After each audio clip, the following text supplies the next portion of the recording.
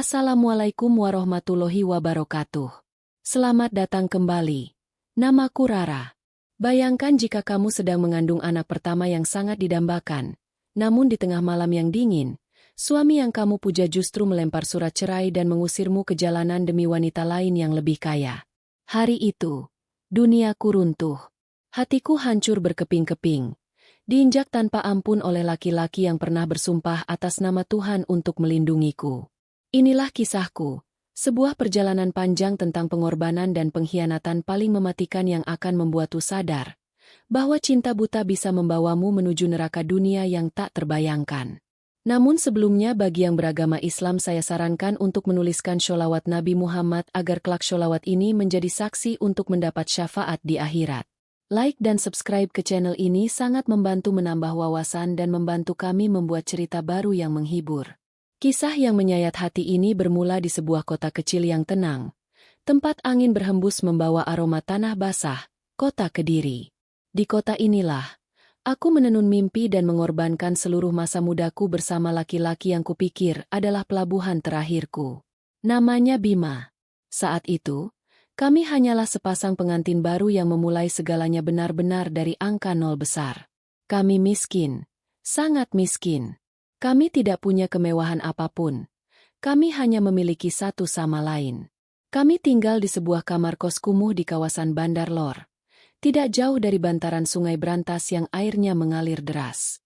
Kamar itu hanya berukuran 3 kali 4 meter. Pengap, panas, dan selalu berdebu.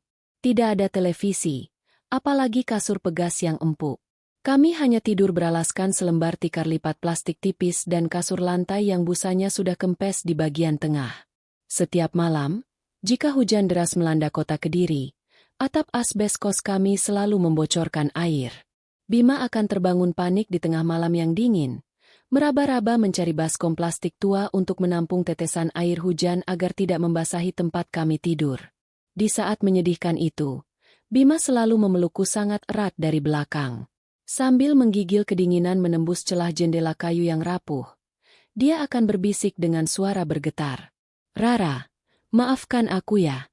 Saat ini aku cuma bisa memberikanmu tempat tinggal yang bocor. Tapi aku berjanji kepadamu, demi Allah aku berjanji, suatu hari nanti aku akan menjadi orang sukses. Aku akan membelikanmu rumah yang besar, yang atapnya kuat menahan badai, dan kamu tidak perlu lagi merasa kedinginan. Begitu janjinya. Dan aku, sebagai istri yang begitu memujanya, hanya bisa tersenyum menahan air mata haru. Bagiku, asalkan ada Bima di sisiku, kamar bocor itu terasa seperti istana termegah. Demi zat yang menguasai langit dan bumi, aku sangat mencintai suamiku. Bima saat itu hanyalah pegawai honorer rendahan di gudang perusahaan ekspedisi. Gajinya sangat kecil. Untuk menyelamatkan dapur agar tetap mengepul dan membayar sewa kos, aku menolak berdiam diri. Setiap jam 3 pagi, di saat warga Kediri masih terlelap, aku sudah menyalakan kompor. Aku berkutat dengan tepung dan minyak goreng curah, membuat kue basah sederhana seperti lemper dan bolu kukus. Setelah adzan subuh, aku berjalan menembus udara pagi yang menggigit kulit menuju pasar tradisional Setono Betek. Aku berkeliling menitipkan kue buatanku ke lapak-lapak pedagang di sana. Alhamdulillah, uang remah-remah itu bisa kugunakan untuk membeli setengah kilogram beras dan sepotong tempe untuk makan kami. Kadang jika cuaca buruk dan dagangan bersisa banyak, aku rela memakan nasi putih dengan taburan garam. Sementara lauk tempe goreng dan satu-satunya telur dadar, kuberikan seluruhnya untuk Bima. Aku membohonginya dengan senyuman, beralasan bahwa aku sudah kenyang mengemil kue yang gagal jual. Padahal, perutku bernyanyi perih menahan lapar. Aku rela kelaparan, karena aku hanya ingin suamiku punya cukup tenaga untuk bekerja keras di gudang. Pernah suatu hari, sepatu pantofel kerja milik Bima sudah sangat rusak. Sol bagian bawahnya menganga lebar, dan kulit sintetisnya mengelupas. Jika hujan, kakinya basah kuyup terkena genangan air kotor. Malam itu, Bima pulang dengan wajah tertunduk. Dia menangis di hadapanku karena teman-teman dan atasannya mengejek terang-terangan sepatu bututnya yang diikat karet gelang. Hatiku hancur berkeping-keping. Aku merasa gagal menjadi pelindung yang baik bagi suamiku. Sejak malam itu, aku menambah pekerjaanku. Siang harinya, aku mendatangi rumah-rumah tetangga di sekitar Bandar Lor, menawarkan jasa mencuci dan menyetrika pakaian dengan upah seikhlasnya. Jemariku sering melepuh dan kapalan karena merendam pakaian tebal dalam air deterjen. Pinggangku rasanya mau patah setiap kali harus duduk berjam-jam menyetrika tumpukan baju hingga larut malam. Tapi di tengah rasa sakit itu, aku tidak pernah menyerah. Setiap lembar uang ribuan kusut, kusimpan rapat di dalam kaleng biskuit bekas di kolong tempat tidur. Aku menahan diri tidak membeli pakaian baru atau bedak, demi menyisihkan uang sedikit demi sedikit. Niatku hanya satu, membelikan Bima sepasang sepatu kerja hitam yang baru dan layak. Bulan demi bulan berganti, uang di kaleng biskuit terkumpul cukup. Aku berlari ke toko sepatu di Jalan Doho dan memilihkan sepasang sepatu pantofel hitam yang mengkilap. Senyum cerah Bima merekah lebar saat aku menyerahkan kotak sepatu itu. Matanya berkaca-kaca. Dia langsung memeluk tubuhku yang bau keringat ini dengan sangat erat dan mencium keningku berkali-kali. Malam itu Bima bersumpah dengan menyebut nama Allah yang Maha Agung, bahwa dia tidak akan pernah meninggalkanku, tidak peduli seberat apapun badai cobaan hidup yang menghantam. Sumpah Bima itu terpatri kuat di hatiku, menjadi bahan bakar utamaku untuk terus berjuang. Namun, ada satu awan gelap pekat yang membayangi kami. Sudah memasuki tahun keempat kami mengarungi bahtera rumah tangga. Tanda kehadiran tangis bayi di kamar kos kami belum juga datang. Setiap tamu bulananku tiba membawakan bercak darah. Aku selalu mengunci diri dan menangis terseduh-seduh di kamar mandi. Aku merasa cacat dan belum sempurna menjadi wanita karena belum bisa memberikan keturunan untuk laki-laki yang kucintai.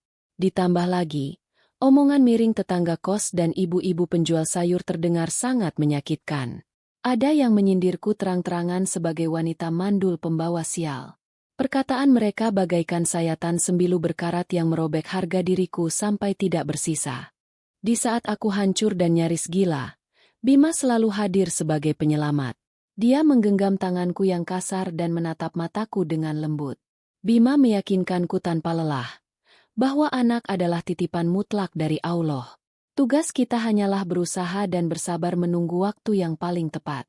Kesabaran Bima membuatku semakin mencintainya setengah mati. Aku rela meminum jamu tradisional yang sangat pahit, mendatangi tukang urut kandungan di pelosok desa di Kediri, dan terus menangis memohon doa di setiap sujud panjang sholat tahajudku. Aku memohon belas kasihan kepada Allah, agar rahimku segera dipercaya mengandung darah daging suamiku. Hingga keajaiban yang paling kutunggu itu datang menyapa di penghujung tahun keempat pernikahan kami. Saat itu akhir tahun, curah hujan di Kediri sedang tinggi merendam beberapa ruas jalan. Berhari-hari aku merasakan pusing kepala yang hebat dan mual yang mengocok isi perut. Awalnya kupikir hanya masuk angin parah karena kelelahan mencuci. Tapi karena mualnya tidak mereda dan aku tidak tahan mencium bau asap nasi yang ditanak, aku memberanikan diri. Dengan sisa uang belanja koin recehan, aku berlari ke apotek terdekat dan membeli sebuah alat tes kehamilan murah. Pagi itu, diiringi suara rintik hujan yang memukul atap asbes, dengan tangan gemetar hebat seolah terkena demam, aku menunggu hasil tes urin di kamar mandi. Jantungku berdebar sangat kencang, memompa darah dengan liar hingga dadaku mau pecah. Aku memejamkan mata rapat, menggigit bibir bawahku, berdoa merapalkan segala kalimat pengharapan. Dan ketika aku membuka kelopak mata perlahan, pandanganku tertuju pada benda pipih kecil itu. Mataku menangkap dua garis merah yang perlahan muncul membayang, dan semakin lama menjadi sangat jelas dan tegas. Pertahanan mentalku runtuh. Aku jatuh tersungkur di atas lantai kamar mandi yang dingin. Aku menutupi wajahku dengan kedua tangan, dan menangis sejadi-jadinya memecah keheningan pagi. Tangis haru, bahagia, dan rasa syukur yang meledak-ledak di dalam dada ini tidak bisa diungkapkan dengan kata. Penantian panjang kami yang menyiksa batin, hinaan orang yang merendahkan martabatku, rasa lelahku bekerja siang dan malam memeras keringat. Semuanya terbayar lunas tanpa sisa tepat pada detik itu juga. Alhamdulillah. Ya Allah, alhamdulillah. Aku bangkit, membuka pintu dengan kasar, dan berlari menghambur memeluk Bima yang sedang bersiap berangkat kerja. Dengan tangan bergetar hebat, Aku menyerahkan benda pipih kecil bergaris 2 merah itu ke telapak tangannya. Bima terdiam mematung. Matanya membelalak lebar, menolak percaya dengan apa yang ia lihat. Setetes air mata bening jatuh meluncur dari sudut matanya, diikuti senyum paling tulus yang pernah kulihat. Dia membuang tas kerjanya, tiba-tiba mengangkat tubuhku, dan memutar-mutarku di tengah ruangan sempit itu dengan tawa bahagia yang menggelegar keras menembus dinding. Seolah kami baru saja memenangkan dunia. Setelah menurunkan tubuhku, suamiku berlutut di lantai. Dia menempelkan telinganya di perutku yang masih rata, mengusapnya dengan penuh kelembutan, lalu menciumnya berulang kali. Dia berbisik dengan suara bergetar parah menahan isak tangis bahagia, menyapa malaikat kecil yang baru hadir menetap di rahimku. Bima mendongak menatapku dengan mata basah. Terima kasih sayang. Terima kasih banyak Rara. Kamu sudah membuatku merasa menjadi laki-laki paling beruntung di dunia. Aku janji kepadamu sayang, demi Allah aku bersumpah, aku akan bekerja jauh lebih giat lagi. Aku akan mencari jalan keluar dari jerat kemiskinan ini. Aku pastikan anak kita nanti lahir dengan fasilitas layak, tidak hidup menderita kedinginan di kamar bocor ini. Begitu ucap Bima dengan janji manis yang membakar semangat. Alhamdulillah. Dadaku membengkak oleh rasa bangga dan bahagia. Aku merasa menjadi ratu yang paling dihargai. Aku menaruh kepercayaan penuh 100% pada janjinya. Aku sangat yakin dan percaya bahwa janin suci ini akan membawa kunci pintu rezeki dan kebahagiaan abadi untuk keluarga kecil kami. Namun, disinilah letak puncak ironi kehidupanku yang sebenarnya dimulai. Aku, seorang istri yang begitu buta karena cinta, sama sekali tidak menyadari satu kenyataan pahit, bahwa janji yang diucapkan saat manusia sedang mabuk kepayang oleh euforia kebahagiaan sesaat, seringkali adalah bentuk kebohongan paling mematikan yang disiapkan takdir. Aku tidak tahu bahwa doa-doaku yang baru dikabulkan oleh Allah ini justru menjadi anak tangga pertama yang membawaku menuruni lembah neraka jahanam rumah tanggaku sendiri. Kehadiran bayi suci ini, yang seharusnya mengikat cinta kami berdua agar semakin kuat, tanpa kusadari perlahan-lahan justru membuka pintu gerbang bagi sebuah pengkhianatan paling menjijikkan dan kotor yang pernah dilakukan oleh manusia. Kehidupan kami yang damai meski serba kekurangan di kota Kediri ini, akan segera disapu habis tanpa sisa oleh badai keserakahan dan silau harta. Dan tragisnya, aku sama sekali tidak melihat kebusukan itu datang mengendap-endap bagai ular berbisa menghampiriku di dalam gelap. Bulan-bulan pertama kehamilanku terasa seperti mimpi indah yang akhirnya menjadi kenyataan. Setiap pagi aku terbangun dengan senyum mengembang, mengelus perutku yang masih rata namun sudah menyimpan detak kehidupan di dalamnya. Namun, kehamilan ini tidaklah mudah. Tubuhku yang terbiasa bekerja keras mulai menunjukkan penolakan. Rasa mual yang parah seringkali menyerangku tanpa ampun, membuat seluruh isi perutku terkuras habis hingga tubuhku lemas tidak berdaya. Pinggangku rasanya seperti ditusuk-tusuk oleh ribuan jarum setiap kali aku mencoba berdiri membasuh tumpukan baju kotor milik pelanggan. Meski dokter puskesmas menyarankanku untuk banyak beristirahat, aku bersikeras untuk tetap bekerja.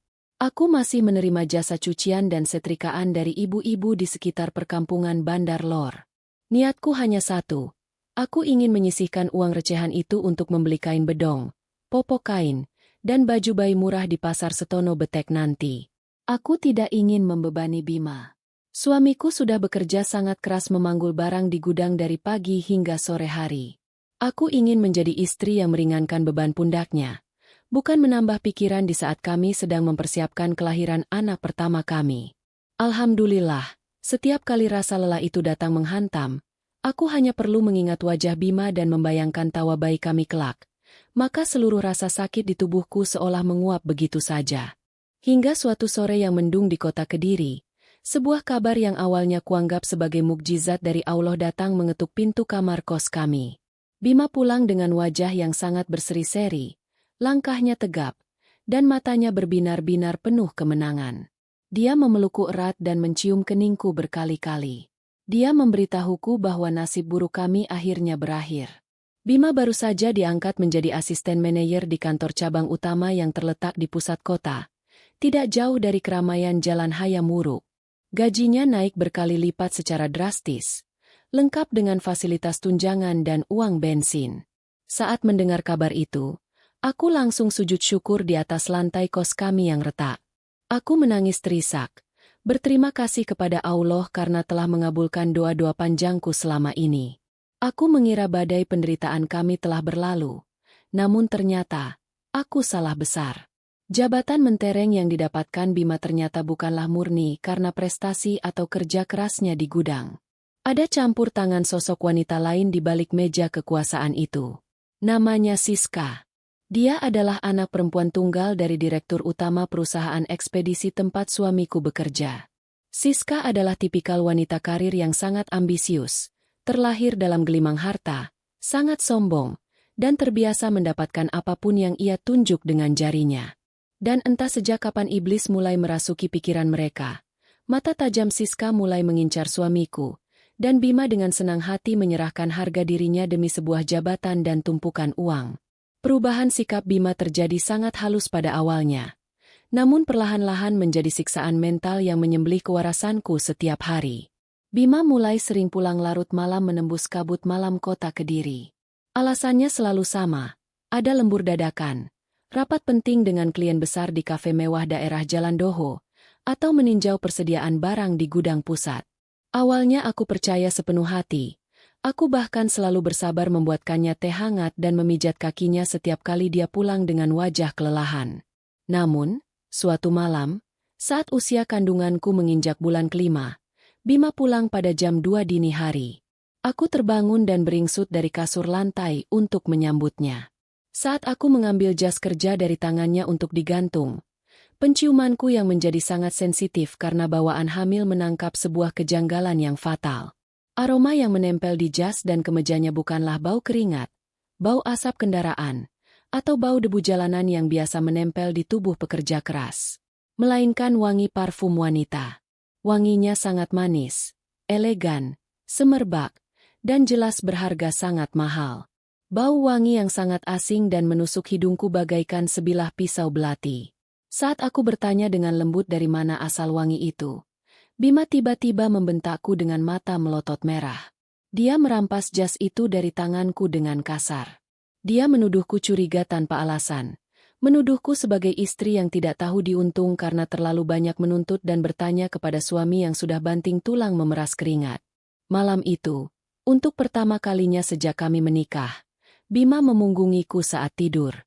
Dia membiarkanku menangis sendirian di sudut kamar yang gelap, menahan rasa sakit di dada yang seolah diremas-remas oleh tangan tak kasat mata. Sejak kejadian malam itu, sikap Bima berubah 180 derajat menjadi sosok monster yang tidak kukenali lagi. Makanan yang kumasak dengan sisa-sisa tenagaku di dapur umum kos, tidak lagi sudi disentuhnya. Dulu, tempe kemul dan sayur lodeh buatanku adalah makanan favoritnya yang selalu ia puji-puji. Sekarang, dia hanya melirik meja makan dengan tatapan jijik yang sangat merendahkan martabatku. Makanan apa ini, Rara? Setiap hari cuma tempe dan sayuran murahan.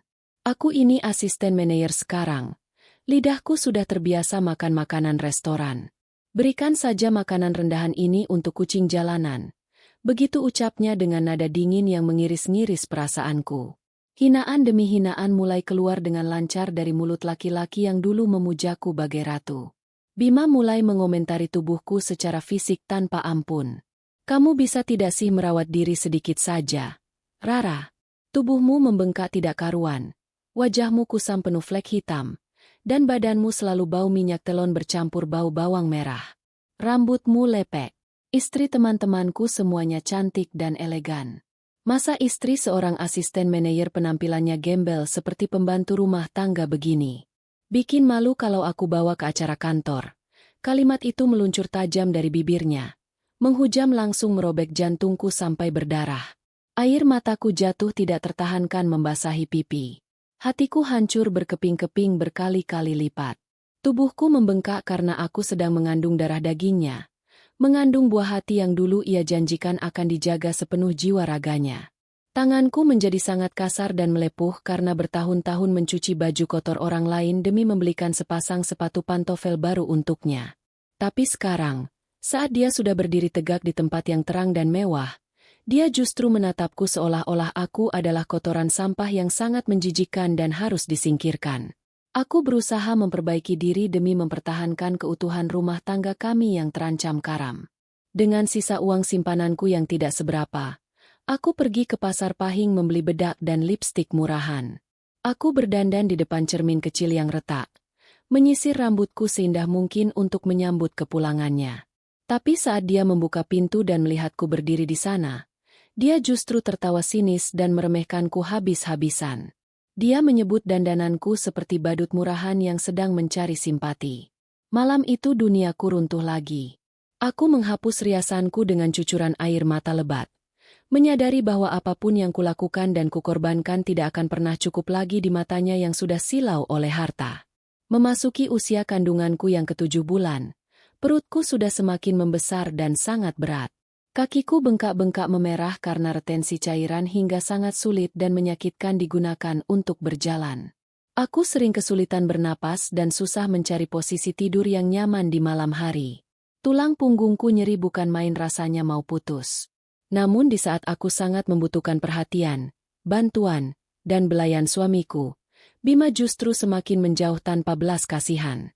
Dia mulai memisahkan tempat tidur kami. Dia membawa bantal dan selimutnya sendiri ke ruang depan, beralasan tidak bisa tidur nyenyak karena aku terlalu sering bergerak dan merintih kesakitan di malam hari mengganggu istirahatnya.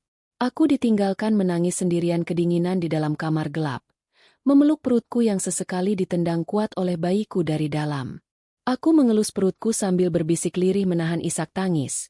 Sabar ya anakku sayang, ayahmu mungkin hanya sedang kelelahan mencari rezeki untuk masa depanmu kelak. Hingga akhirnya, kebusukan yang disembunyikan rapat-rapat di belakang punggungku itu meledak telak di depan mataku sendiri. Siang hari itu, cuaca kota Kediri sangat terik membakar kulit kepala. Aku bermaksud memberikan kejutan kecil untuk mencoba mengembalikan keharmonisan kami yang hilang. Aku rela berlama-lama menahan panas di dapur, memasak ayam bumbu rujak kesukaannya dengan resep terbaik yang kumiliki. Aku memasukkannya ke dalam kotak bekal dengan sangat rapi dan penuh cinta. Dengan susah payah menahan perut besarku yang terasa turun dan pinggang yang ngilu luar biasa, aku memaksakan diri naik angkutan umum yang berdesakan dan berjalan kaki cukup jauh menuju kantor barunya yang megah berlapis kaca mengkilap. Saat aku sampai di lantai tempat ruangan Bima berada, suasana kantor sedang sangat sepi karena semua karyawan sedang keluar untuk jam istirahat makan siang. Aku melangkah pelan-pelan menyusuri lorong berkarpet tebal itu agar tidak menimbulkan suara. Saat aku tiba tepat di depan pintu ruangan asisten manajer yang sedikit terbuka celahnya, aku bermaksud langsung mendorong pintu masuk untuk memberinya kejutan manis. Namun, langkahku terhenti mendadak membeku. Udara di sekitarku seolah tersedot habis seketika, membuat dadaku sesak tercekik. Di dalam ruangan itu, aku melihat pemandangan keji yang membuat jantungku berhenti berdetak selama beberapa detik. Duniaku runtuh dan hancur lebur tanpa sisa menjadi debu. Di atas sofa kulit mewah di dalam ruangan kerja suamiku, kulihat Siska, wanita muda yang sangat cantik jelita dengan pakaian kerja bermerek mahal yang sangat ketat membalut tubuhnya. Dia sedang duduk menyamping, bersandar dengan sangat intim dan mesra di pelukan suamiku. Tangan Siska yang berkulit putih mulus dan berhiaskan perhiasan berlian berkilau, sedang mengelus rahang dan dada Bima dengan gerakan manja yang menjijikkan mataku. Sementara tangan suamiku, tangan laki-laki yang dulu bersumpah setia di bawah langit atas nama Allah untuk selalu melindungiku, kini dengan erat memeluk pinggang ramping wanita lain itu.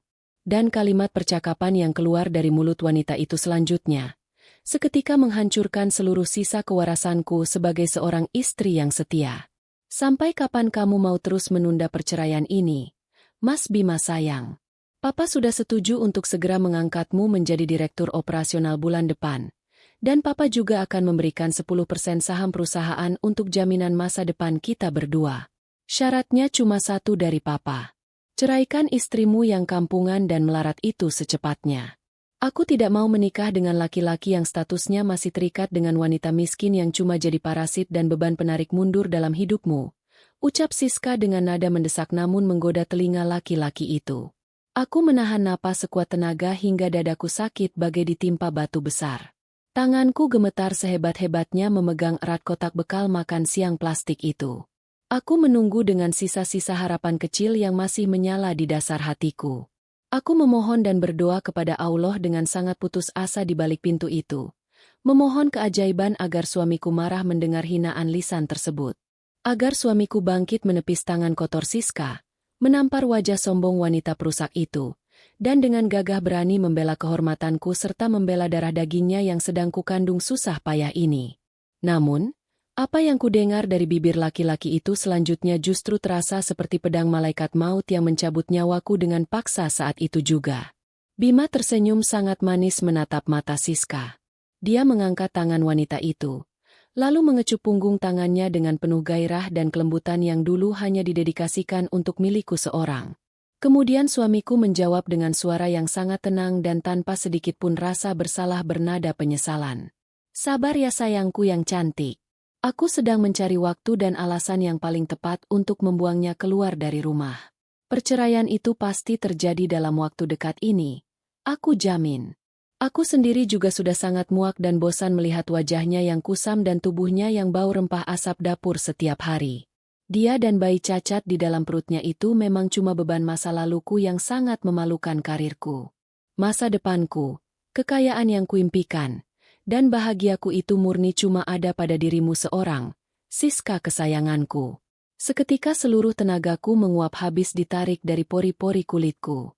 Jari-jariku lemas tak bertulang layaknya jeli. Kotak bekal plastik di tanganku meluncur jatuh berantakan menghantam ubin lantai, menciptakan suara bantingan nyaring yang bergema memecah keheningan lorong kantor yang sepi. Nasi putih yang masih hangat mengepul dan ayam bumbu rujak yang kumasak dengan tetesan keringat, air mata, dan rasa sakit di pinggangku, kini berserakan kotor menjadi sampah menjijikan di atas lantai marmer yang dingin tak bernyawa. Mendengar suara bantingan benda jatuh itu, Bima dan Siska tersentak kaget bukan kepalang dan menoleh secara bersamaan dengan cepat ke arah pintu. Mata Bima membelalak sangat lebar menatap sosokku. Wajahnya pias seketika kehabisan darah. Dia melihatku berdiri mematung kaku di ambang pintu, dengan perut buncit 7 bulan yang terlihat sangat menyedihkan.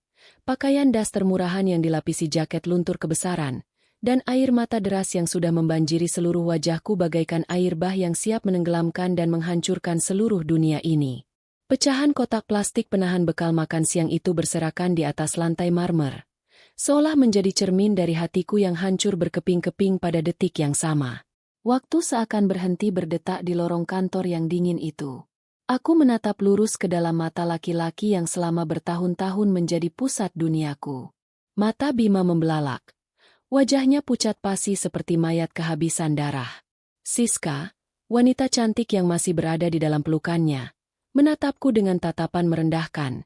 Bibirnya melengkung membentuk senyuman sinis yang sangat memuakan. Dia sama sekali tidak terlihat terkejut atau merasa bersalah. Seolah-olah kehadiranku di sana adalah tontonan hama kotor yang sangat menghibur baginya.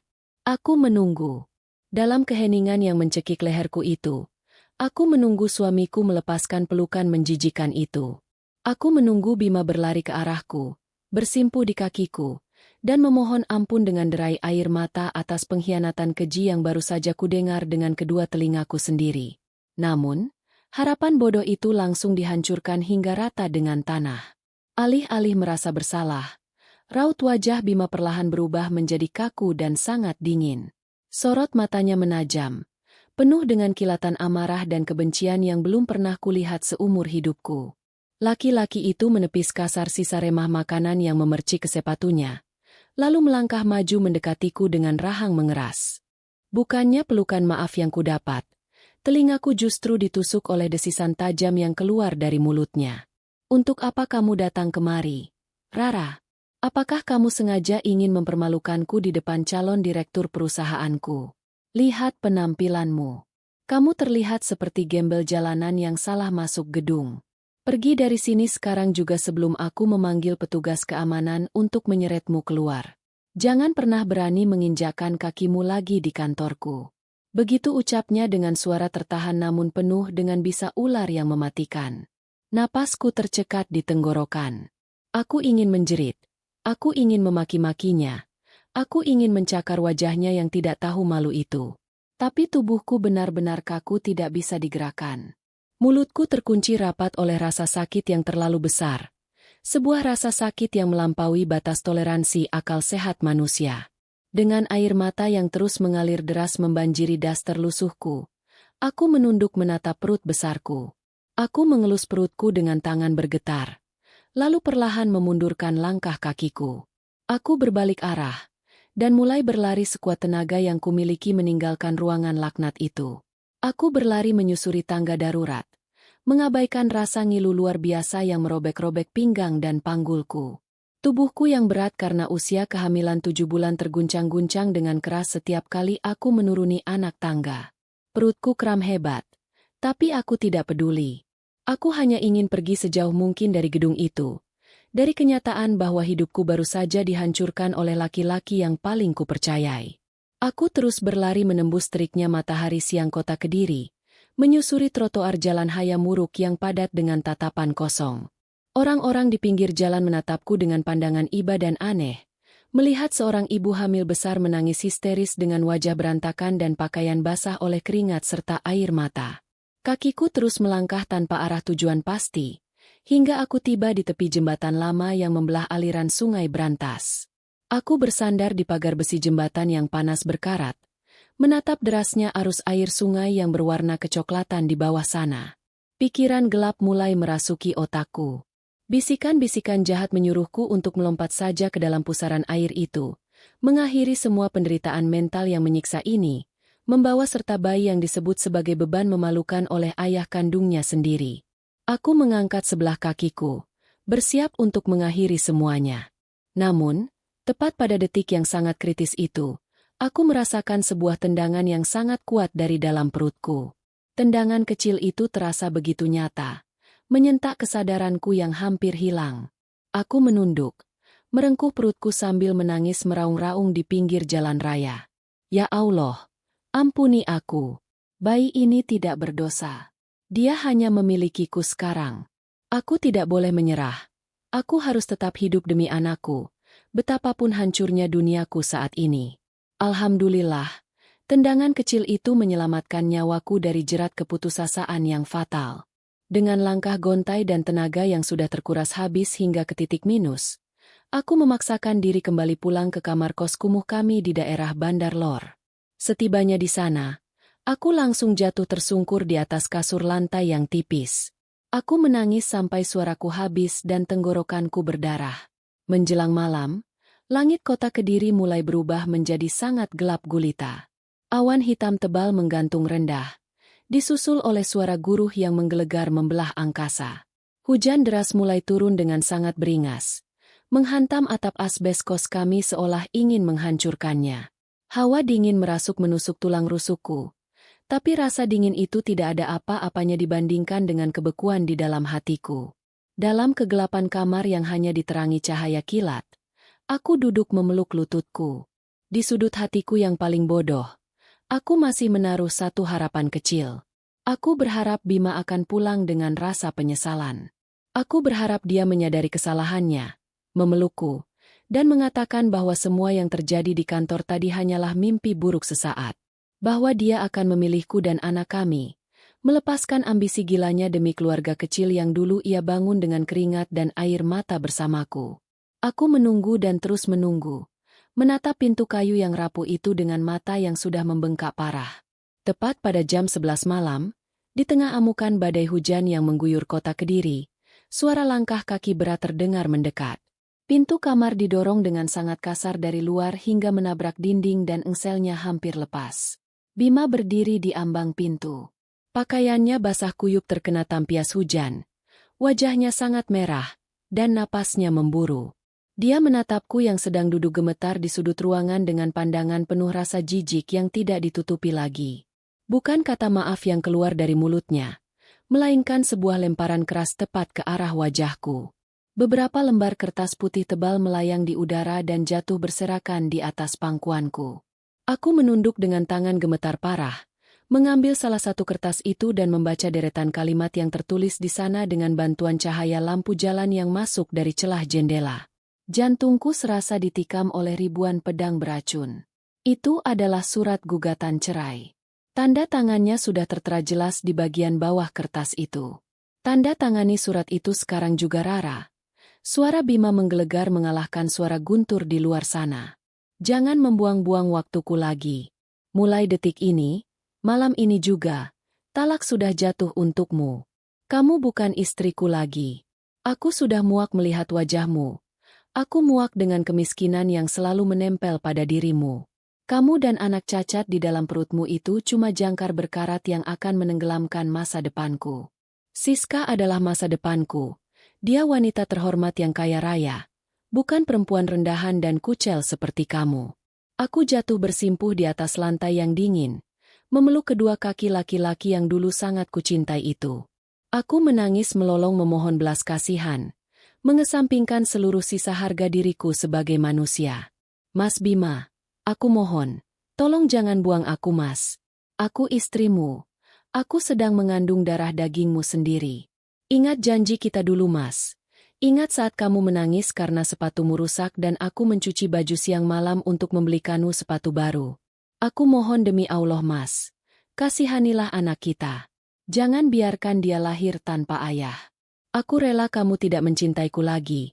Tapi tolong jangan usir aku. Biarkan aku melahirkan anakmu di sini. Aku memohon dengan suara yang sangat parau. Air mataku membasahi celana kain mahalnya. Namun, hatinya sudah benar-benar mati ditutupi oleh keserakahan duniawi. Bima menendang tanganku dengan sangat keras hingga aku terpelanting ke belakang, membentur lemari plastik reot milik kami. Tubuhku terasa remuk, perutku menegang menahan rasa sakit yang luar biasa menyiksa. Bima tidak peduli. Dia mengambil tas kain butut milikku, memasukkan beberapa potong baju lusuhku ke dalamnya dengan asal-asalan, lalu melemparkan tas itu keluar dari pintu, menembus derasnya hujan malam. Keluar kamu dari tempatku sekarang juga. Teriaknya kalap dengan mata melotot. Tempat ini adalah sewaku. Uangku. Pergi bawa bebanmu menjauh dari hidupku. Jangan pernah mencariku lagi. Anggap saja kita tidak pernah saling mengenal. Maaf. Masa laluku yang miskin sudah mati. Dan tempat istri di sisiku sudah diisi oleh wanita yang pantas untukku. Keluar. Tanpa hati nurani sedikit pun, Bima menarik lenganku dengan sangat kasar, menyeret tubuhku yang berat dan tidak berdaya ini menuju pintu keluar. Aku meronta sambil menangis, memegang erat kusen pintu kayu, namun tenaganya jauh lebih besar. Dia mendorong tubuhku dengan kuat hingga aku jatuh tersungkur di atas tanah berlumpur di teras depan kos. Hujan badai kota Kediri langsung mengguyur sekujur tubuhku tanpa ampun, membasahi setiap inci pakaianku, mendinginkan darahku hingga ke sumsum tulang. Bima menutup pintu kamar kos itu dengan bantingan yang sangat keras, lalu mengunci slotnya dari dalam. Bunyi klik dari kunci pintu itu bagaikan ketukan palu hakim yang menjatuhkan hukuman mati untuk hatiku. Aku ditinggalkan sendirian. Di tengah malam buta yang gelap gulita, di bawah guyuran hujan badai yang membekukan darah, bersimpuh di atas tanah berlumpur yang kotor. Tubuhku menggigil hebat hingga gigiku bergemelatu. Aku memeluk perutku yang buncit dengan kedua lenganku yang gemetar parah, berusaha memberikan sedikit kehangatan untuk bayi malang yang sedang kedinginan di dalam rahimku. Aku menatap langit hitam kota Kediri yang sedang menangis, meratapi nasibku yang hancur lebur tidak tersisa. Rasa sakit di perutku semakin menjadi-jadi. Kram yang datang silih berganti seolah menandakan ada sesuatu yang tidak beres dengan kandunganku. Di tengah derasnya hujan dan keputusasaan yang menenggelamkanku, aku menyadari satu hal yang paling mengerikan. Malam ini, aku dan bayiku dibuang ke jalanan layaknya sampah kotor yang tidak berharga, tanpa memiliki tempat tujuan, tanpa memiliki uang sepeser pun, dan tanpa ada satupun orang yang bisa menolong kami. Malam itu, langit kota Kediri seolah ikut menangisi kehancuranku. Hujan badai mengguyur tanpa ampun, mencambuk-cambuk tubuhku yang basah kuyup dan menggigil hebat di atas tanah berlumpur. Pintu kayu kamar kos itu tertutup rapat, mengunci seluruh sisa harapanku di baliknya. Aku beringsut memeluk lututku, merintih kesakitan di tengah kegelapan malam. Udara dingin menusuk hingga ke sumsum tulang, membuat gigiku bergemelatuk menahan gigil yang luar biasa. Namun, rasa dingin di sekujur tubuhku ini sama sekali tidak bisa mengalahkan rasa dingin dan mati rasa di dalam hatiku. Laki-laki yang selama ini kujadikan matahari, baru saja memadamkan cahayanya dan melemparkanku ke dalam jurang kegelapan yang paling dalam. Tiba-tiba, Sebuah rasa sakit yang teramat dahsyat menghantam perut bagian bawahku. Sakitnya bukan kepalang. Seperti ada ribuan pisau berkarat yang mengoyak-ngoyak rahimku dari dalam secara bersamaan. Aku menjerit tertahan, mencengkeram daster basahku dengan tangan gemetar. Keringat dingin bercampur air hujan mengalir deras membasahi wajahku. Ya Allah, apakah ini saatnya? Usia kandunganku baru menginjak 7 bulan. Bayiku belum waktunya lahir ke dunia ini. Aku menunduk dan terkesiap ngeri saat melihat aliran darah kental berwarna merah pekat mulai merembes menembus dasterku, bercampur dengan genangan air hujan dan lumpur coklat di bawah kakiku. Kepanikan yang luar biasa langsung menyergap leherku. Bayiku dalam bahaya. Anakku, satu-satunya harta yang kumiliki di dunia ini, sedang meregang nyawa di dalam rahimku. Dengan sisa-sisa tenaga yang sudah nyaris minus, aku memaksa tubuhku yang berat dan berdarah ini untuk merangkak berdiri. Aku memungut tas kain butut berisi beberapa potong bajuku, mengalungkannya di leher, lalu mulai menyeret langkah kakiku menjauh dari tempat laknat itu. Setiap satu langkah yang kuambil, rasa sakit di panggulku semakin menyiksa seolah tulang-tulangku dipatahkan paksa. Aku tertatih-tatih berjalan menembus derasnya badai menyusuri trotoar jalan Kawi kota Kediri yang sepi dan gelap. Sesekali aku terjatuh mencium aspal basah. Namun tendangan lemah dari dalam perutku memaksaku untuk kembali bangkit. Anakku sedang berjuang hidup. Aku tidak boleh menyerah mati di jalanan ini. Aku harus sampai ke rumah sakit. Lampu-lampu jalanan kota Kediri tampak buram dan berbayang di mataku yang mulai kehilangan kesadaran. Darah terus menetes sepanjang jalan, meninggalkan jejak penderitaan seorang ibu yang dibuang oleh suaminya sendiri. Tepat saat aku mencapai pertigaan dekat rumah sakit umum daerah Gambiran, pandanganku memutih. Rasa sakit di perutku mencapai puncak klimaks yang tidak sanggup lagi ditanggung oleh akal sehat manusia. Aku menjerit memanggil nama Allah sekeras-kerasnya, sebelum akhirnya tubuhku ambruk menghantam trotoar semen yang keras, dan duniaku seketika berubah menjadi gelap gulita tanpa cahaya.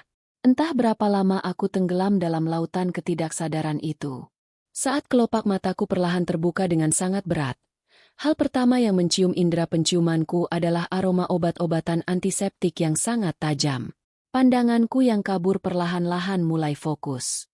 Aku melihat langit-langit kamar berwarna putih bersih, suara mesin pendeteksi detak jantung yang berbunyi teratur, dan rasa hangat dari selimut tebal yang menutupi tubuhku. Aku berada di ranjang rumah sakit.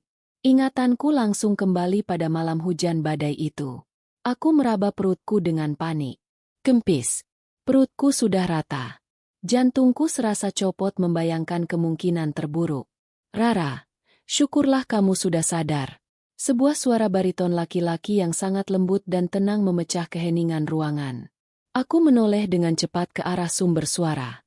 Di sudut ruangan, duduk seorang pria berwajah tegas, berpakaian kemeja rapi namun lengannya digulung hingga siku. Matanya memancarkan keteduhan dan rasa iba yang sangat dalam. Jantungku berdegup kencang karena terkejut. Laki-laki itu bukanlah Bima suamiku. Aku mengenalnya. Dia adalah Arya. Mantan sahabat karib Bima saat mereka masih sama-sama bekerja sebagai pegawai rendahan di gudang beberapa tahun yang lalu. Alhamdulillah, anakmu selamat Rara, ucap Arya sambil berdiri menghampiri ranjangku dengan senyum lega. Bayimu lahir prematur dan sekarang sedang dirawat intensif di dalam inkubator ruangan khusus. Dia perempuan yang sangat cantik dan kuat, sama seperti ibunya. Tadi malam aku kebetulan sedang melintas mengendarai mobil sepulang kerja dari arah Jalan Kawi. Aku melihat tubuhmu tergeletak pingsan bersimbah darah di pinggir trotoar di bawah guyuran hujan lebat. Aku langsung membawamu ke ruang gawat darurat rumah sakit ini. Dokter bilang, kalau saja terlambat 10 menit, kamu dan bayimu tidak akan bisa diselamatkan. Air mata syukur langsung meledak membanjiri wajahku. Aku menangis terseduh-seduh, berkali-kali mengucapkan kalimat Alhamdulillah dan berterima kasih kepada Arya yang telah menjadi perantara malaikat penolong yang dikirimkan Allah untuk menyelamatkan nyawaku dan anakku. Namun, di tengah tangis haru itu, rasa malu yang luar biasa menyusup ke dalam hatiku. Arya pasti bertanya-tanya mengapa istri sahabatnya tergeletak di jalanan seperti gembel yang dibuang. Aku menundukkan kepala, tidak berani menatap wajahnya. Seolah bisa membaca raut wajahku yang hancur, Arya menarik napas panjang dan menatapku dengan tatapan penuh pemahaman. Kamu tidak perlu menceritakan apapun padaku sekarang, Rara. Aku sudah tahu semuanya. Aku tahu persis laki-laki berhati busuk macam apa suamimu itu, kata Arya dengan nada suara yang tiba-tiba berubah menjadi dingin dan penuh rahang mengeras. Aku mengangkat wajahku dengan terkejut. Bagaimana mungkin Arya tahu kebusukan Bima? Arya kemudian duduk di tepi kursi dan mulai menceritakan rahasia masa lalu yang membuat darahku mendidih. Ternyata, Bima pernah melakukan kejahatan fatal di tempat kerjanya dulu. Bima menggelapkan sebagian uang kas gudang untuk bermain judi gelap. Saat aksi kejahatannya hampir ketahuan oleh atasan, Bima dengan sangat licik merekayasa bukti dan memfitnah Arya sebagai pelakunya. Akibat fitnah keji itu, Arya dipecat dengan tidak hormat, karirnya hancur lebur, dan dia harus menanggung ganti rugi yang tidak pernah ia lakukan. Bima mengorbankan sahabat karibnya sendiri demi menyelamatkan nyawanya, dan dengan cara kotor itulah Bima bisa bertahan hingga mendapat promosi. Aku sama sekali tidak menaruh dendam padamu, Rara. Kamu adalah korban yang sama sepertiku, korban dari keserakahan dan kelicikan Bima. Allah menakdirkan kita bertemu malam itu bukan tanpa alasan. Mulai sekarang, jangan pernah merasa sendirian. Aku akan membantumu berdiri di atas kedua kakimu sendiri. Buktikan pada laki-laki bajingan itu bahwa kamu bisa sukses dan bersinar terang tanpa uang haramnya, ucap Arya dengan tatapan penuh tekad yang menular ke dalam dasar jiwaku. Janji Arya bukanlah isapan jempol belaka. Selama sebulan penuh bayiku dirawat di dalam inkubator, Aryalah yang menanggung seluruh biaya rumah sakit yang jumlahnya sangat fantastis. Setelah aku dan putri kecilku yang kuberi nama Aira diizinkan pulang, Arya menyewakan sebuah rumah kecil yang bersih dan nyaman untuk kami di pinggiran kota Kediri. Dia memberikan modal awal dari tabungan pribadinya agar aku bisa kembali memulai usaha kuliner. Kali ini, aku tidak membuat kue subuh murahan. Dengan bimbingan ilmu bisnis dari Arya yang ternyata sudah sukses membangun perusahaan cateringnya sendiri, aku mulai membuka usaha nasi pecel tumpang khas Kediri yang dikemas dengan sangat modern dan higienis. Awalnya kami hanya berjualan menggunakan gerobak dorong sederhana di kawasan Monumen Simpang 5 Gumul Kediri. Setiap malam aku meracik bumbu kacang dan sambal tumpang dengan resep rahasia keluargaku, sambil menggendong Aira kecil di punggungku. Panasnya kompor, perihnya asap cabai, dan rasa lelah yang meremukkan tulang punggung tidak pernah kuhiraukan. Aku bekerja siang dan malam bagaikan orang gila. Dendam kesumat atas penghinaan Bima dan Siska di malam hujan badai itu menjadi bahan bakar roket yang mendorongku untuk terus maju menerjang segala rintangan. Aku menolak untuk kalah. Aku menolak untuk menjadi wanita miskin yang bisa diinjak-injak seumur hidupnya. Waktu berlalu dengan sangat cepat bagaikan kedipan mata. 4 tahun kemudian, roda nasibku benar-benar berputar 180 derajat berkat kerja keras tanpa henti dan doa yang terus mengetuk pintu langit. Gerobak dorong di Simpang 5 Gumul itu kini telah berubah menjadi sebuah restoran mewah bertingkat 2 yang sangat megah di pusat Jalan Pahlawan Kusuma Bangsa Kota Kediri. Restoranku yang kuberi nama Dapur Rara Elit menjadi destinasi kuliner paling bergengsi yang selalu dipenuhi oleh para pejabat, pengusaha, dan keluarga kaya raya. Aku bukan lagi Rara yang kucel, bau asap dapur, dan memakai daster luntur murahan. Penampilanku telah berubah total. Kulitku yang dulu gelap dan kasar kini putih bersih dan terawat berkat perawatan mahal. Pakaianku selalu dari butik desainer ternama, dan sebuah mobil mewah keluaran terbaru selalu terparkir menungguku di lobi restoran. Aku telah bertransformasi menjadi seorang pengusaha wanita yang sangat anggun, berkelas, dan memiliki kekayaan yang melimpah ruah. Namun, di balik semua kemewahan itu, ada satu kebahagiaan sejati yang paling kusyukuri. Arya, pria penyelamatku yang berhati emas itu, kini telah resmi menjadi suamiku yang sah. Arya menikahiku dengan pesta yang sangat indah. Dia mencintaiku dengan sepenuh jiwa, dan menyayangi Aira layaknya putri kandungnya sendiri. Hidupku kini terasa begitu sempurna dan penuh dengan cahaya cinta. Di sisi lain, awan hitam pekat justru mulai menaungi kehidupan orang-orang yang dulu membuangku. Allah itu maha adil, dan pembalasan dari langit itu nyata adanya. Aku mendengar kabar dari kolega bisnis suamiku, bahwa perusahaan ekspedisi milik ayah Siska perlahan-lahan mulai goyah karena salah urus dan korupsi besar-besaran di dalam manajemennya. Dan hari pembalasan dendam yang sudah kutunggu-tunggu selama 4 tahun lamanya itu, akhirnya datang menghampiriku tanpa pernah kuduga. Sebuah pertemuan yang akan menjadi pukulan paling telak dan menghancurkan bagi masa lalu kelamku. 4 tahun berlalu bagaikan hembusan angin yang membawa perubahan besar dalam jalan hidupku. Luka yang dulu menganga lebar dan meneteskan darah segar di setiap malam yang sunyi, kini telah mengering dan berubah menjadi bekas luka yang membuatku semakin kebal terhadap kerasnya dunia. Pepatah yang mengatakan bahwa roda kehidupan itu selalu berputar, bukanlah sekadar omong kosong belaka. Janji Allah itu sangat nyata, dan pembalasan dari langit tidak pernah salah mengenali alamat tujuannya. Keadilan Allah bekerja dengan cara yang sangat misterius, sangat rapi, dan seringkali datang di saat manusia yang sombong sedang berada di puncak kesombongannya. Hari demi hari kuhabiskan dengan memeras keringat di dapur restoran Dapur Rara elit milikku yang kini telah memiliki 3 cabang besar yang tersebar di wilayah kota Kediri dan sekitarnya. Aku tidak pernah lagi menoleh ke belakang. Perhatianku hanya tertuju pada masa depan putri kecilku, Aira, dan bakti suciku kepada Arya, laki-laki berhati malaikat yang telah sudi mengangkat derajatku dari kubangan lumpur kehinaan. Namun, meskipun aku sudah berusaha keras untuk mengubur dalam-dalam nama Bima dari ingatanku, kabar tentang kehancurannya justru datang menyapaku tanpa perlu aku mencarinya. Suatu pagi yang cerah, saat matahari pagi baru saja menyinari puncak Gunung Wilis dan memantulkan cahayanya ke kaca jendela kamar mewahku, Arya masuk dengan membawa secangkir teh chamomile hangat untukku. Wajah suamiku terlihat sangat tenang, namun ada sebuah berita besar yang tersimpan di balik sorot matanya yang tajam. Arya duduk di tepi ranjang, menggenggam telapak tanganku yang kini sudah sangat halus terawat, lalu menceritakan sebuah kabar yang membuat seluruh bulu kuduku merinding seketika. Berita itu menyebar dengan sangat cepat seperti api liar yang membakar padang rumput kering di kalangan para pengusaha elit di kota Kediri. Perusahaan ekspedisi raksasa milik ayah Siska, tempat di mana suamiku dulu mengorbankan harga diri dan keluarganya demi sebuah jabatan asisten manajer, kini telah resmi dinyatakan bangkrut total dan hancur lebur berkeping-keping. Ayah Siska, direktur utama yang dulu sangat angkuh itu, terkena serangan stroke mendadak setelah mengetahui bahwa perusahaannya terlilit hutang bank yang nilainya mencapai puluhan miliar rupiah, akibat korupsi gila-gilaan di dalam manajemen internal mereka. Gedung kantor megah berlapis kaca yang terletak di Jalan Hayam Wuruk, tempat di mana aku dulu diusir dan dipermalukan layaknya gembel jalanan, kini telah disegel rapat oleh pihak bank dan dipasangi garis kuning tebal milik pihak kepolisian resor Kediri Kota. Namun, bagian paling mengerikan dari hukum tabur tuai itu belum berhenti sampai di situ.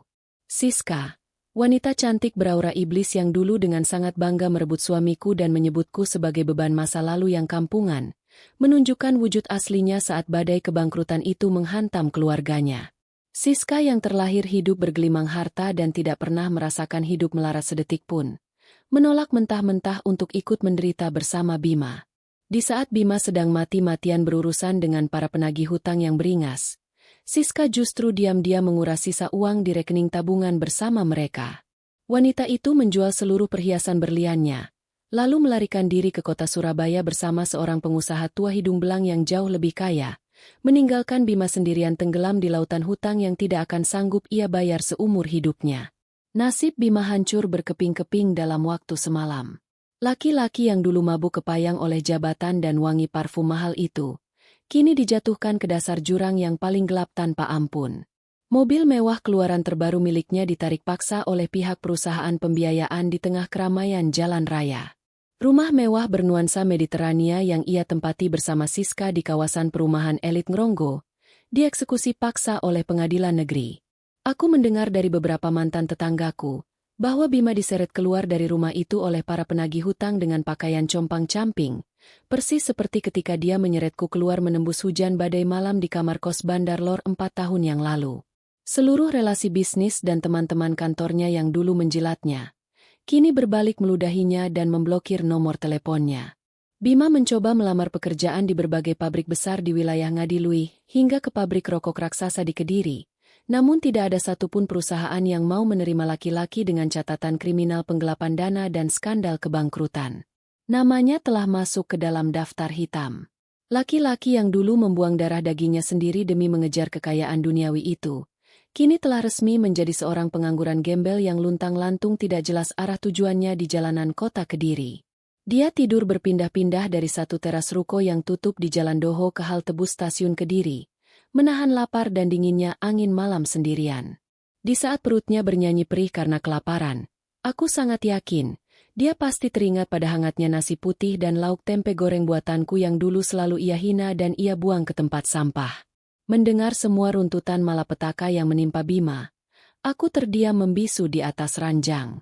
Aku tidak tertawa. Aku juga tidak melompat kegirangan merayakan penderitaannya.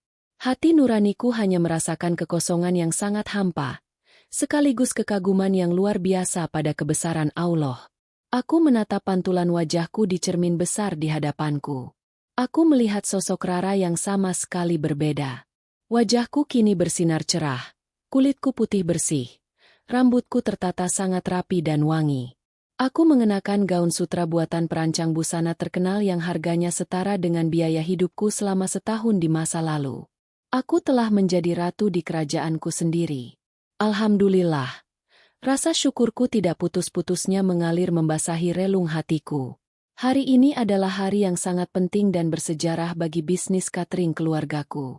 Kami akan menandatangani kontrak kerjasama bernilai miliaran rupiah dengan sebuah perusahaan berskala nasional.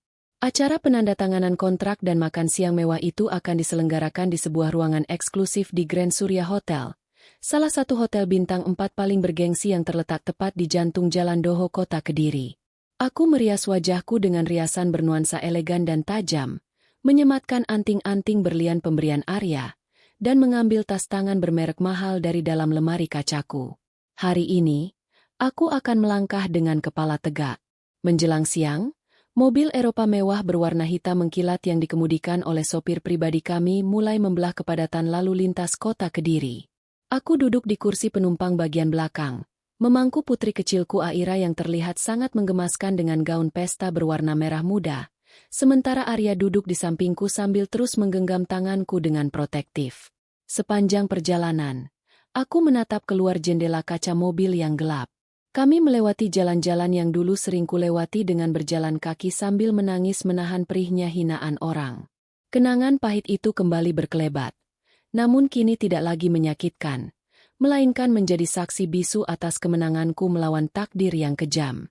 Mobil mewah kami akhirnya berbelok perlahan memasuki area pelataran parkir Grand Surya Hotel yang sangat luas dan tertata rapi.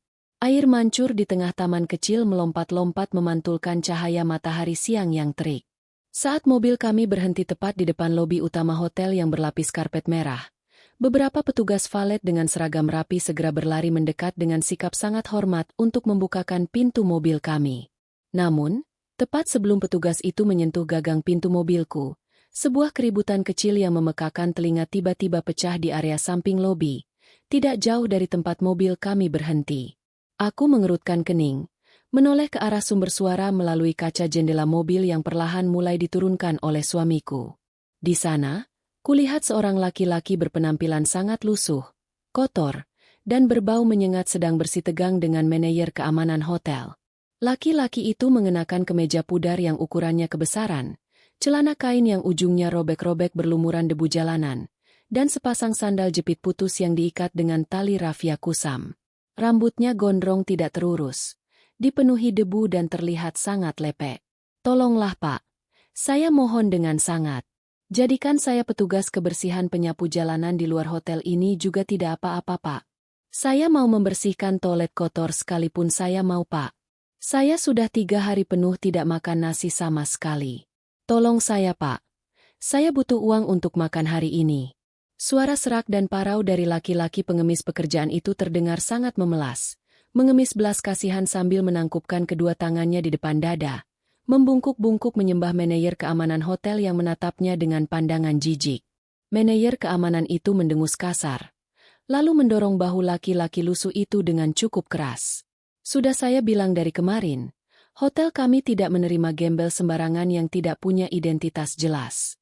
Kamu ini bau sekali, mengganggu kenyamanan tamu-tamu penting VIP kami. Cepat pergi dari pelataran hotel ini sekarang juga, Atau saya panggil satpam untuk memukul dan menyeretmu ke jalan raya. Hardik manajer tersebut tanpa ampun sedikitpun. Dorongan yang kuat itu membuat tubuh laki-laki lusuh yang sudah lemas kurang gizi itu kehilangan keseimbangan. Dia terhuyung-huyung ke belakang. Langkah kakinya terseret-seret secara tidak karuan, hingga akhirnya dia tersandung pot tanaman hias dan jatuh tersungkur dengan posisi sangat menyedihkan. Lutut dan telapak tangannya menghantam jalanan berbatu paving di pelataran hotel dengan bunyi berdebum yang cukup keras. Tepat berjarak kurang dari 1 meter di samping ban mobil mewahku yang baru saja terbuka pintunya. Aku melangkah keluar dari dalam mobil dengan sangat anggun. Sepatu hak tinggiku yang runcing mengetuk aspal pelataran dengan bunyi klik yang tajam dan berwibawa. Aroma parfum mewahlah yang pertama kali menyapu udara di sekitarku, mengalahkan bau debu jalanan. Aku berdiri tegak dengan aura kebesaran seorang pengusaha wanita yang sangat sukses, memegang tangan putri kecilku Aira yang turun menyusul dari dalam mobil. Laki-laki lusuh yang terjerembab di atas tanah itu merintih kesakitan. Sambil memegangi lututnya yang berdarah tergores batu, dia perlahan-lahan mendongakkan kepalanya ke atas. Niatnya mungkin ingin meminta maaf karena hampir menabrak mobil mewahlah milik tamu penting hotel. Namun, detik ketika kelopak matanya terbuka dan pandangannya bertabrakan langsung dengan sorot mataku yang sedingin es kutub utara, waktu di pelataran hotel Kediri itu seakan berhenti berputar total. Jantungku bergemuruh pelan, namun tidak ada setitik pun air mata atau rasa sedih yang tersisa. Laki-laki gembel yang sedang berlutut di bawah ujung sepatuku itu, dengan wajah yang penuh keriput penderitaan, kulit menghitam terbakar matahari, dan mata yang cekung dalam seperti mayat hidup, adalah Bima. Mantan suamiku. Laki-laki yang dulu membuangku saat aku sedang hamil besar demi sebuah jabatan yang kini telah menghancurkan hidupnya hingga menjadi debu tak berharga. Matanya membelalak sangat lebar seakan bola matanya mau melompat keluar dari sarangnya. Menatapku tidak percaya dengan mulut terbuka gemetar. Udara siang itu tiba-tiba terasa sangat mencekik tenggorokannya. Udara siang di pelataran parkir Grand Surya Hotel Kota Kediri mendadak terasa berhenti mengalir. Terik matahari yang menyengat kulit seakan kehilangan panasnya, digantikan oleh hawa dingin yang merayap naik dari ujung kakiku hingga ke tengkuk. Laki-laki gembel yang sedang berlutut di atas aspal panas itu mendongakkan kepalanya dengan susah payah. Matanya yang cekung dan dihiasi kantung mata hitam legam, bertabrakan langsung dengan sorot mataku. Detik itu juga, aku bisa melihat bagaimana seluruh aliran darah di wajah keriputnya surut tak berbekas. Mulutnya yang kering dan pecah-pecah terbuka perlahan, bergetar hebat seolah-olah rahangnya baru saja dihantam oleh godam besi yang tidak kasat mata. Rara, apakah itu benar-benar kamu? Suaranya keluar sangat lirih, serak, dan bergetar parah, seolah pita suaranya sudah lama tidak digunakan untuk berbicara dengan manusia. Bima mengucek matanya yang merah dan berair dengan punggung tangannya yang penuh daki kehitaman. Dia menatap penampilanku dari ujung rambut hingga ujung sepatu hak tinggiku dengan pandangan tidak percaya. Dia menatap gaun sutra mewahlah yang membalut tubuhku, menatap perhiasan berlian yang berkilau di leher dan telingaku, lalu menatap mobil mewah seharga miliaran rupiah yang pintunya masih terbuka lebar di belakang punggungku. Laki-laki itu seakan sedang melihat hantu dari masa lalunya yang bangkit dari kubur dengan wujud seorang ratu penguasa. Lututnya yang berdarah karena tergores batu aspal beringsut maju beberapa sentimeter mendekatiku. Namun, sebelum tangannya yang kotor dan bau sampah itu sempat menyentuh ujung gaunku, aku melangkah mundur 1 langkah dengan gerakan yang sangat anggun dan tenang. Wajahku datar, tanpa ekspresi. Tidak ada amarah yang meledak-ledak. Tidak ada air mata yang menetes, apalagi rasa kasihan. Yang ada di dalam dadaku saat itu hanyalah sebongkah-bongkahan es abadi yang membekukan seluruh sisa perasaanku untuknya. Bima terkesiap melihat penolakanku.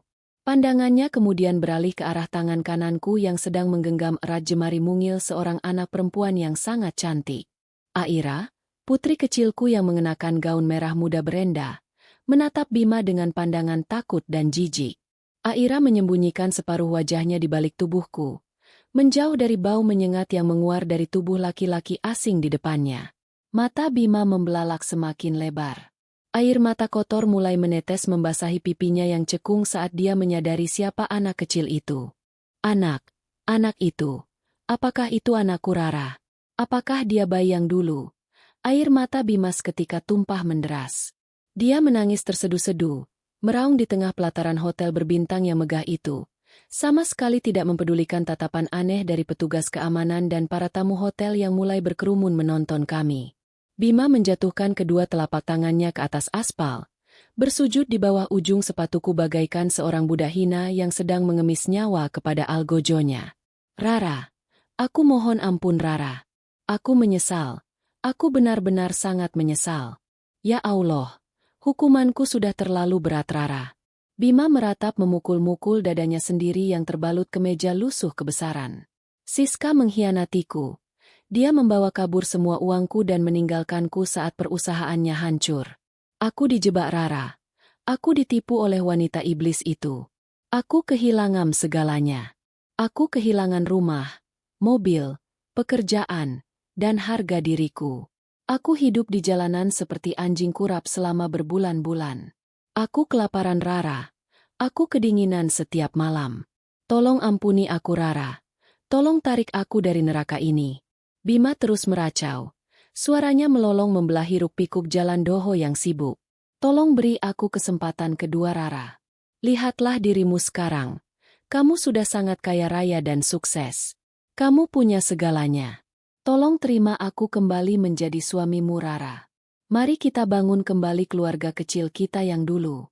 Aku berjanji, demi Allah aku berjanji akan menjadi ayah yang baik untuk anak kita. Aku rela menjadi pembantu di rumahmu. Aku rela menyapu lantai dan mencuci mobilmu setiap hari, asalkan kamu mau menerimaku kembali. Aku rindu masakanmu Rara. Aku rindu pelukanmu di kamar kos kita dulu.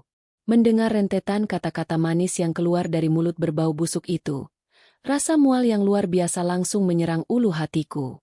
Betapa menjijikannya laki-laki ini. Betapa tidak tahu malunya dia. Di saat dia sedang berada di puncak kejayaannya, dia membuangku ke jalan raya di tengah badai hujan, menendangku yang sedang hamil 7 bulan hingga aku hampir mati kehabisan darah. Dia menyebutku gembel, menyebut anakku sebagai bayi cacat dan beban karirnya. Dan sekarang, setelah Allah menghancurkan seluruh kesombongannya hingga rata dengan tanah, dia berani membawa-bawa nama Tuhan dan memohon untuk diakui sebagai seorang ayah. Aku menarik napas panjang, menetralkan detak jantungku yang bergemuruh. Baru saja bibirku terbuka untuk memberikan balasan yang akan menghancurkan sisa kewarasannya. Pintu penumpang sebelah kiri mobil mewahku terbuka lebar. Sosok suamiku, Arya, melangkah keluar dengan postur tubuh yang sangat tegap dan berwibawa. Arya mengenakan setelan jas berwarna abu-abu gelap yang dipesan khusus dari penjahit terbaik. Rambutnya tersisir sangat rapi, dan auranya memancarkan ketegasan seorang pemimpin perusahaan besar. Arya berjalan memutar mengitari bagian belakang mobil, lalu berdiri tepat di samping kananku. Dengan gerakan yang sangat lembut namun posesif, Arya merangkul pinggangku dengan lengan kirinya, sementara tangan kanannya mengusap kepala Aira untuk menenangkan putri kecil kami. Arya menatap ke bawah, menatap lurus ke arah Bima yang masih bersujud di atas aspal panas. Seketika itu juga, tangisan Bima berhenti secara mendadak seolah ada yang mencekik lehernya. Laki-laki lusuh itu mengangkat wajahnya, menatap sosok pria gagah yang baru saja merangkul pinggangku. Mata Bima menyipit, berusaha mengenali wajah Arya di bawah terik matahari Kediri. Dan ketika memori di otaknya akhirnya berhasil merangkai identitas pria di hadapannya, tubuh Bima bergetar hebat. Matanya seakan mau copot terlempar keluar dari kelopaknya. Rahangnya jatuh terbuka sangat lebar. Ketakutan yang teramat sangat menyapu habis seluruh warna di wajah kotornya. Arya, Bima menyebut nama itu dengan suara tercekat, nyaris tanpa suara. Dia mengingatnya. Tentu saja dia mengingatnya. Arya adalah sahabat karib yang dulu ia fitnah habis-habisan. Sahabat yang ia korbankan dan ia jadikan tumbal demi mendapatkan jabatan asisten manajer yang haram itu. Bima mematung. Napasnya tersengal-sengal.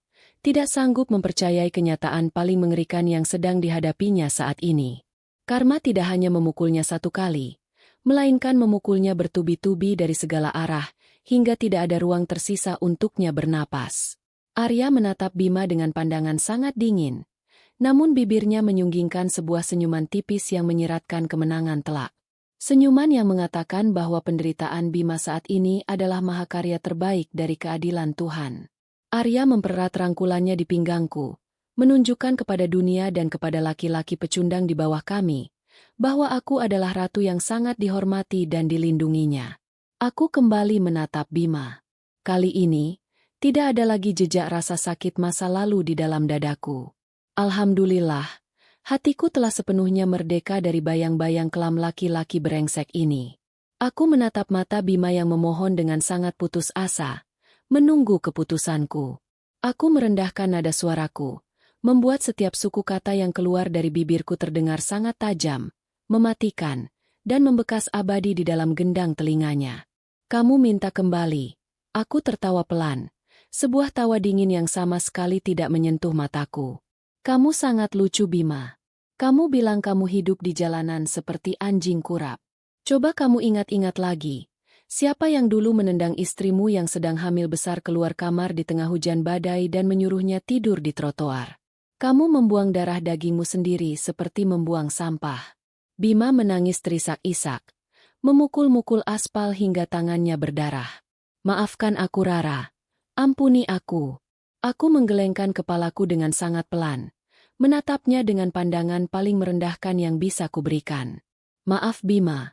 Tempatmu di hatiku sudah lama mati dan membusuk bersama kelakuan biadabmu malam itu. Dan untuk kursi kosong di sebelahku yang kamu minta, aku menoleh menatap Arya, lalu kembali menatap Bima dengan senyum paling telak. Kebetulan sekali, kursi di sebelahku ini sudah diisi secara permanen oleh mantan sahabat Karibu.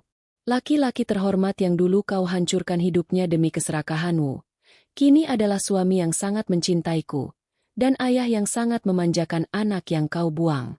Kau tidak punya ruang lagi di dunia kami.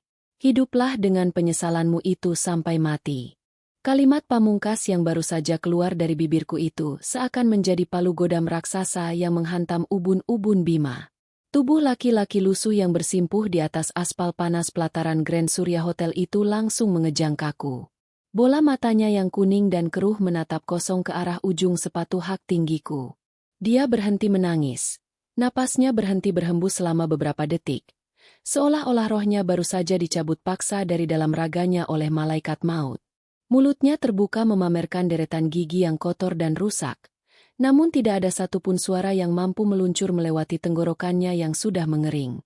Penyesalan yang teramat sangat, penyesalan yang datangnya terlambat 4 tahun lamanya, kini menjelma menjadi lautan api neraka yang membakar habis seluruh sisa kesadarannya. Bima menyadari dengan sangat telak, bahwa di saat dia membuangku ke jalanan kota Kediri di tengah badai hujan yang membekukan darah demi mengejar kilau harta yang fana, dia sebenarnya sedang membuang bongkahan berlian murni yang tidak akan pernah ternilai harganya, hanya demi memungut pecahan kaca murahan yang pada akhirnya justru merobek dan menghancurkan seluruh jalan hidupnya. Arya suamiku, laki-laki berhati malaikat yang kini berdiri gagah melindungiku, menatap mantan sahabat yang dulu memfitnahnya itu dengan tatapan yang sangat datar dan tidak terbaca. Tidak ada amarah yang meledak dari wajah suamiku. Tidak ada pula niat untuk membalas dendam dengan kekerasan fisik. Bagi Arya, melihat Bima merangkak mengemis di bawah telapak kaki kami di tengah keramaian Jalan Doho ini, sudah merupakan hukuman karma paling kejam dan paling sempurna yang dikirimkan langsung oleh tangan Allah. Arya sedikit menundukkan tubuhnya yang tegap, menatap tepat ke dalam manik mata Bima yang sedang dilanda keputusasaan luar biasa. Dengarkan aku baik-baik, Bima. Suara Arya mengalun sangat tenang, berat, dan penuh wibawa. Namun setiap suku katanya mengandung ketegasan yang mutlak. Jangan pernah lagi kamu berani menampakkan wajah kotor dan memalukanmu ini di hadapan istriku dan putriku. Jangan pernah berani menyebut nama mereka dengan mulut busukku itu. Kehancuran yang sedang kamu alami saat ini, penderitaan dan rasa lapar yang menyiksa perutmu setiap hari di jalanan kota ini, murni adalah buah dari keserakahan dan kejahatan yang kamu tanam sendiri di masa lalu. Telan semua kepahitan itu sendirian. Karena mulai detik ini, kamu sudah benar-benar mati di dalam kehidupan kami. Setelah mengucapkan kalimat peringatan yang sangat dingin itu, Arya kembali menegakkan tubuhnya. Dia mempererat genggaman tangannya di pinggangku, memberikan rasa aman yang mengalir hangat membasuh seluruh aliran darahku. Alhamdulillah, rasa syukurku meledak-ledak di dalam dada memiliki pelindung sehebat dia. Sementara itu, manajer keamanan hotel yang sejak tadi berdiri mematung menyaksikan kejadian dramatis tersebut, akhirnya tersadar dari rasa terkejutnya. Dengan wajah panik dan penuh rasa bersalah karena hampir membiarkan gembel itu menyentuh tamu penting, sang manajer segera memberikan isyarat keras dengan tangannya. Dua orang petugas keamanan bertubuh besar dan tegap berpakaian seragam hitam-hitam langsung berlari dengan sigap menghampiri Bima. Tanpa aba-aba dan tanpa belas kasihan sedikitpun, kedua petugas itu mencengkeram kasar kedua lengan Bima yang kurus kering dan berbau menyengat. Mereka menyeret tubuh Bima secara paksa menjauh dari sekitar mobil mewah kami. Bima meronta-ronta dengan sisa-sisa tenaga yang dia miliki, berusaha melepaskan diri dari cengkeraman kuat para petugas keamanan itu.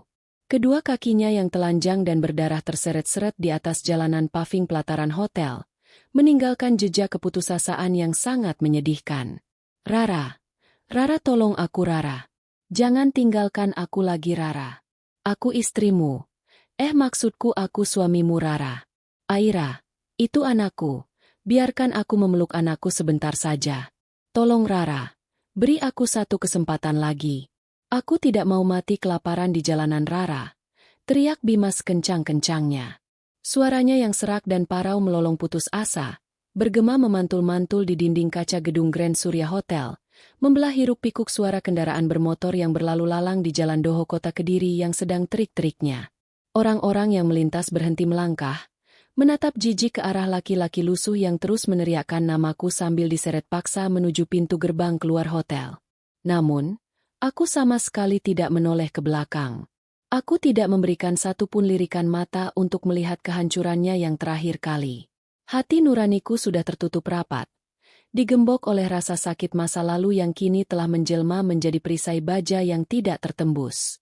Aku menunduk, menatap wajah cantik putri kecilku Aira yang sedang menggenggam erat telapak tanganku. Aira menatapku dengan mata bulatnya yang jernih, seolah mencari kepastian bahwa monster menakutkan yang berbau busuk tadi tidak akan pernah kembali lagi mengganggu hidup kami. Aku tersenyum sangat manis dan tulus, mengusap puncak kepala putriku dengan penuh kasih sayang, lalu menganggukkan kepala untuk meyakinkannya bahwa semuanya akan baik-baik saja. Bersama Arya yang terus mendampingiku dengan setia di sisiku, kami bertiga melangkah dengan sangat anggun dan penuh percaya diri memasuki lobi utama Grand Surya Hotel yang mewah. Pintu kaca otomatis terbuka lebar menyambut kedatangan kami. Hembusan udara dingin dari pendingin ruangan langsung membelai wajahku, menghapus sisa-sisa peluh dan kenangan pahit yang tertinggal di pelataran aspal luar sana. Sepatu hak tinggiku mengetuk lantai marmer lobi hotel dengan nada kemenangan yang sangat merdu. Aku berjalan dengan kepala tegak, melangkah mantap meninggalkan bayang-bayang masa lalu yang gelap gulita, menuju masa depan yang benderang bermandikan cahaya kesuksesan. Acara penandatanganan kontrak kerja sama bisnis catering siang itu berjalan dengan sangat lancar dan sempurna tanpa ada kendala sedikit pun. Di dalam ruangan pertemuan khusus yang didesain dengan interior klasik yang sangat mewah, aku duduk di kursi utama dengan wibawa seorang pemimpin wanita yang dihormati. Rekan bisnis dari perusahaan nasional itu sangat terkesan dengan presentasi dan kualitas hidangan dari dapur Rara elit yang kami sajikan. Tanda tanganku menari dengan luwes di atas kertas kontrak bernilai miliaran rupiah itu, mengukuhkan posisiku sebagai salah satu pengusaha kuliner paling sukses dan disegani di seluruh penjuru kota Kediri dan sekitarnya. Setelah acara pertemuan yang menguras energi itu selesai, aku meminta izin kepada suamiku untuk menyendiri sejenak. Aku melangkah perlahan menuju jendela kaca besar di sudut ruangan pertemuan yang berada di lantai atas hotel tersebut. Dari balik kaca transparan ini, aku menatap keluar, memandangi hamparan pemandangan kota Kediri dari ketinggian. Mataku menyapu deretan atap-atap rumah penduduk yang padat, aliran sungai berantas yang berkelok-kelok membelah kota, dan siluet megah Gunung Kelut yang berdiri kokoh di kejauhan sana membingkai cakrawala. Angin masa lalu seolah berhembus pelan menyapa ingatanku. Di kota inilah, aku pernah menjadi seorang wanita paling miskin dan paling menderita di atas muka bumi. Di kota ini pula, aku pernah menangis darah menahan rasa lapar demi membelikan sepasang sepatu pantofel untuk laki-laki yang pada akhirnya membuangku ke jalanan.